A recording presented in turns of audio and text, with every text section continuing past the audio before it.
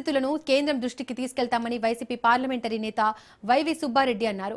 అంబటి రాంబాబుపై జరిగిన దాడిని వైవి సుబ్బారెడ్డి ఖండించారు. ప్రస్తుతం ఏపీలో ప్రజాస్వామ్యం ఉందా లేదా అనే అనుమానాలు కలుగుతున్నాయని అన్నారు. కూటమి ప్రభుత్వం పనితీరును, రాక్షస పాలనను తలపిస్తోందని విమర్శించారు. టీడీపీ నేతలు చట్టాన్ని చేతుల్లోకి తీసుకుని వేల సంఖ్యలో అంబటి రాంబాబు ఇంటిపై దాడి చేశారని ఆరోపించారు. సుమారు 5 గంటల పాటు ఆయన ఇంటి దగ్గర గందరగోళాన్ని సృష్టించారని ఆగ్రహం వ్యక్తం చేశారు. ఈ క్రమంలో పోలీసులు కేవలం ప్రేక్షక పాత్రకు పరిమితమయ్యారని విమర్శించారు.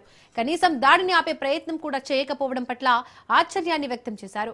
మాజీ సీఎం వైసీపీ అధినేత వైఎస్ జగన్ ఆదేశాల మేరకు ఈ పరిణామాలన్నింటికీ కేంద్ర ప్రభుత్వ దృష్టికి తీసుకెళ్తామన్నారు. రాష్ట్రంలో శాంతి భద్రతలు నెలకొల్పేలా చర్యలు తీసుకోవాలని కోరుతామని ప్రకటించారు. రాష్ట్రంలో మాజీ మంత్రికే ప్రాణ రక్షణ కరువైందనే విషయాన్ని అమిత్ షాతో పాటు శాఖ కార్యదర్శికి కూడా వివరిస్తామని ప్రకటించారు.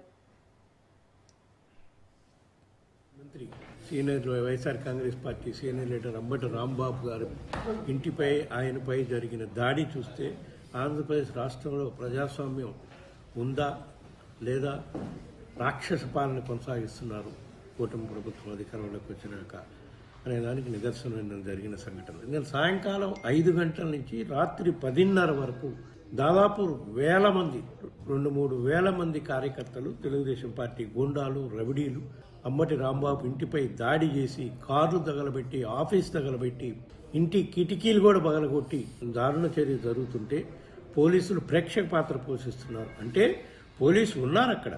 దేనికి? దాడిని సక్రమంగా జరిగేటట్టు చూడటానికి కానీ ప్రొటెక్షన్ ఇవ్వడానికి కాదనేది రుజువైంది నిన్నటి సంఘటనతో.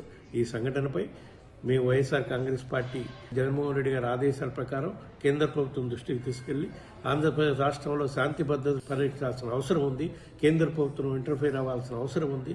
ఇటువంటి దారుణమైన పరిస్థితుల్లో ఒక మాజీ మంత్రికే ప్రాణ రక్షణ లేకుండా ఇంటి మీద దాడి చేస్తుంటే పోలీసులు ప్రేక్షకుల్లాగా చూస్తున్నారంటే ఎటువంటి పాలన సాగుతుందో గమనించాలని చెప్పి కేంద్ర హోంశాఖ మంత్రి అమిత్ షా గారికి, హోం సెక్రటరీ గారికి కూడా కలిసి విన్నవించే కార్యక్రమం చేస్తాం. ఇటువంటి సంఘటనలు మళ్ళా జరగకుండా ఉండాలంటే కేంద్ర ప్రభుత్వం చర్యలు తీసుకునే కార్యక్రమం చేయాలి అని చెప్పి వైఎస్ఆర్ కాంగ్రెస్ పార్టీ నుంచి మేము డిమాండ్ చేస్తున్నాం. మాజీ